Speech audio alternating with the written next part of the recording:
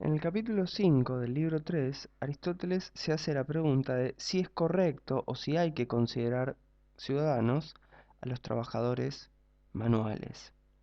Esta pregunta, que es revulsiva para nuestro sentido común, ya que muchos de nosotros somos efectivamente trabajadores, Aristóteles tiene una razón para hacérsela. Aristóteles se pregunta si es correcto considerar a los trabajadores manuales como ciudadanos por lo que ya sabemos. Aquel que puede tener libertad de acción, aquel que es capaz de actuar, aquel que puede participar del poder, para Aristóteles, es aquel que ha experimentado un proceso previo de liberación justamente de la necesidad de trabajar.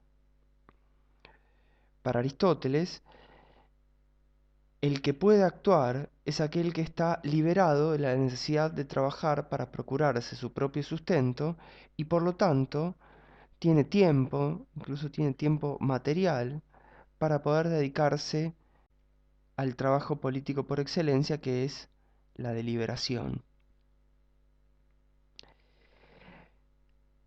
La postura de Aristóteles va a ser la siguiente. Él va a decir que la ciudad más perfecta no debería ser ciudadano al trabajador. Si no hacemos ciudadano al trabajador, tenemos un problema con la virtud del ciudadano que antes definimos.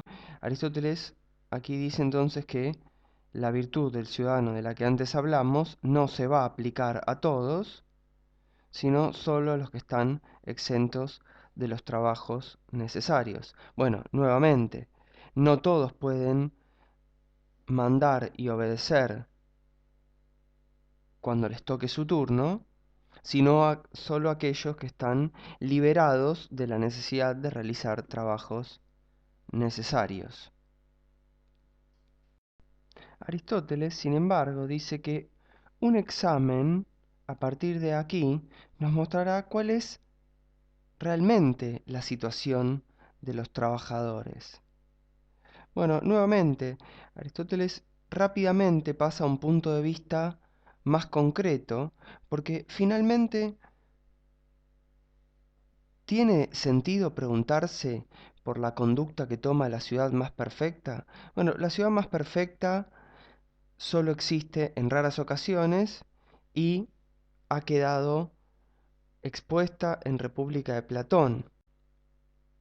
Ahora Aristóteles pasa a analizar qué es lo que hacen los distintos regímenes con los trabajadores manuales. Porque finalmente, como nosotros ya sabemos, si la ciudadanía siempre está en relación con el régimen político, o sea, si quiénes son los ciudadanos se define no en la propia definición de ciudadanos, sino en el régimen que adopte la ciudad, entonces finalmente la conducta de la ciudad más perfecta no es lo más importante, sino que hay que pasar a ver más concretamente qué es lo que hacen los distintos regímenes políticos.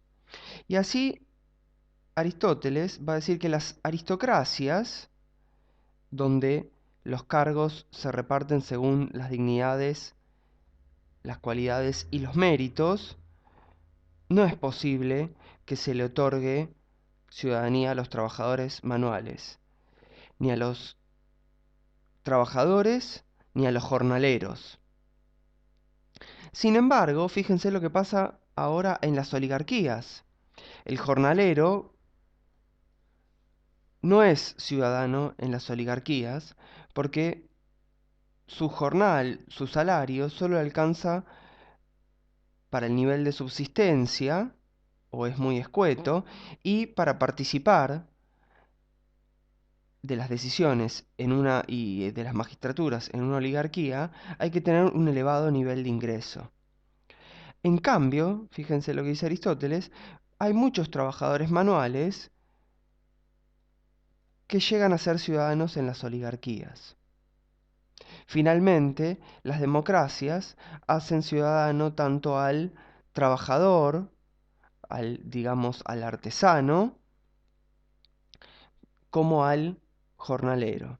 Incluso si uno lee este párrafo, nos damos cuenta que las democracias son las más generosas en términos de ciudadanía, aunque en algunos casos expandan la ciudadanía y en otros la retraigan.